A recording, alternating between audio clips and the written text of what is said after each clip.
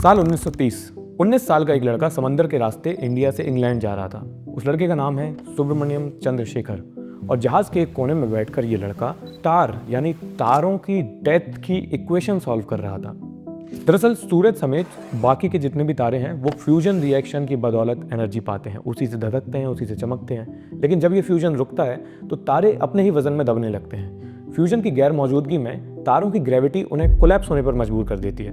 ऐसे में quantum physics कुछ स्टार्स को पूरी तरह धंसने से रोकती है। क्वांटम फिजिक्स में पॉलीज एक्सक्लूजन प्रिंसिपल कहता है कि कोई भी दो इलेक्ट्रॉन एक साथ एक स्टेट में नहीं रह सकते और एटॉमिक लेवल पर काम करने वाला ये सिद्धांत बड़े लेवल पर इलेक्ट्रॉन डीजेनरेसी प्रेशर का रूप ले लेता है। ये प्रेशर किसी भी स्टार की ग्रेविटी के विरोध में उसे कोलैप्स होने से रोकता है।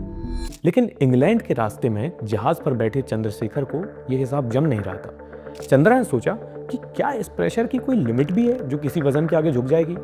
दरअसल आइंस्टाइन की स्पेशल रिलेटिविटी कहती है कि चाहे इलेक्ट्रॉन हो चाहे कोई भी चीज़ हो, वो लाइट की स्पीड से तेज नहीं हो सकता।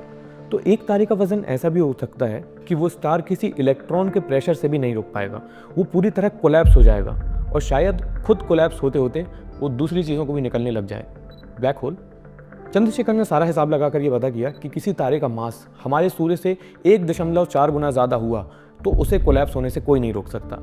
ये वो लिमिट है जिससे ज़्यादा वजन होने पर कोई भी तारा या तो न्यूट्रॉन स्टार बनता है या फिर black hole.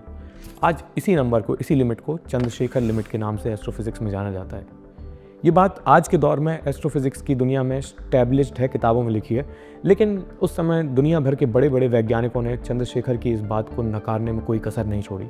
Royal astronomical society में चंद्रा की थ्योरी को रिजेक्ट कर दिया गया और उस दौर के मशहूर एस्ट्रोफिजिसिस्ट आर्थर एडिंगटन ने इस थ्योरी को नकारते हुए कहा, a star can not collapse into nothing. लेकिन इतने रिजेक्शन के बावजूद चंद्रा रुके नहीं और उनके इस दावे के करीब 50 साल बाद साल 1983 में उन्हें फिजिक्स का नोबेल प्राइज़ दिया गया और आज नासा का सबसे बेहतरीन एक्सरे टेलीस्कोप उन्हीं के नाम से जाना जाता है। इसे चंद्रा एक्सरे ऑब्जर्वेटरी के नाम से जाना जाता है, जिसने कई सारी बेहतरीन डिस्कवरीज की हैं और न जाने आगे कितनी करेगा।